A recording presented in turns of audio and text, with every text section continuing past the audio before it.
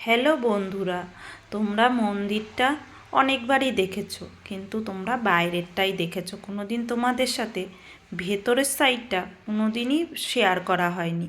আজকে চলো দেখে নেওয়া যাক ভিতরটা, তোমাদের দেখানো হবে। তবে সব দিন মোবাইল নিয়ে আমাদের ভিতরে ঢুকতে দেয় না। আর এই যে ভিতরেগুলো দেখছো যে এগুলো পুরোটাই রেলিং দিয়ে সাজানো। আর রেলিংগুলো কিন্তু এক সাইডে ছেলেদের, এক সাইডে মেয়েদের। ছেলে মেয়ে এখানে একসঙ্গে ঢোকা যায় না বা ঢুকতেও দেয় না।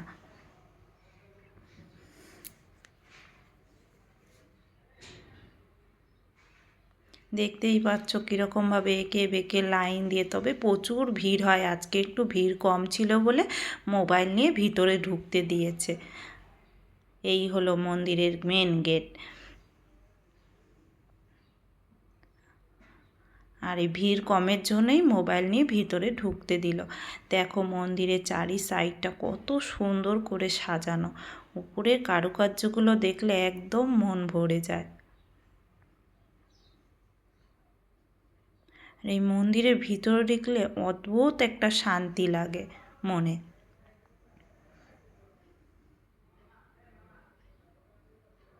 তবে শনি মঙ্গলবার এইখানে এতটাই ভিড় হয় তা বলার মতন না। আজকে একটু অন্য দিন ছিল বলে তাই একটু ভিড় কম।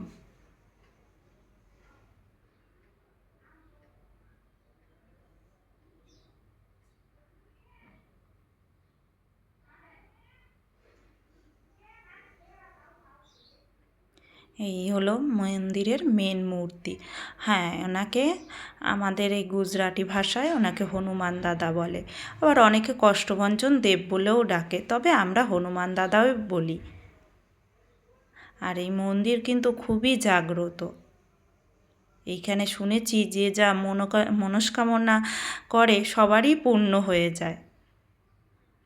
আর অনেক দূর দূর থেকে এই মন্দির দর্শন করতে লোক আসে।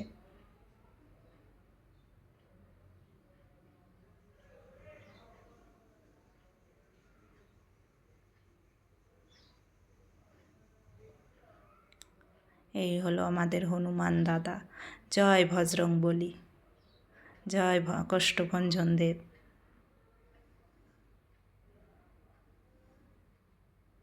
তবে অন্য দিন হলে এইভাবে আর ভিডিও করা যেত না, বা দাঁড়ানোও যায় না, আর দাঁড়াতেও দেয় না। খুব তাড়াতাড়ি দর্শন করে বেরিয়ে চলে যেতে হয়।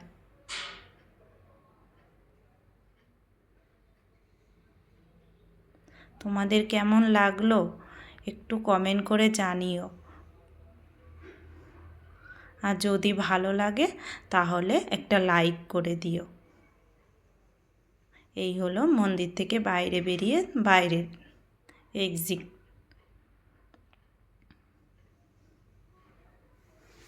আর এই হলো মন্দিরের পুরো একদম মানে প্রসাদ গৃহটা।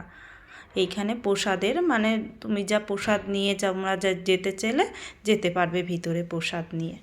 মন্দিরেরই প্রসাদের জায়গা। কেমন লাগলো জানিও কিন্তু।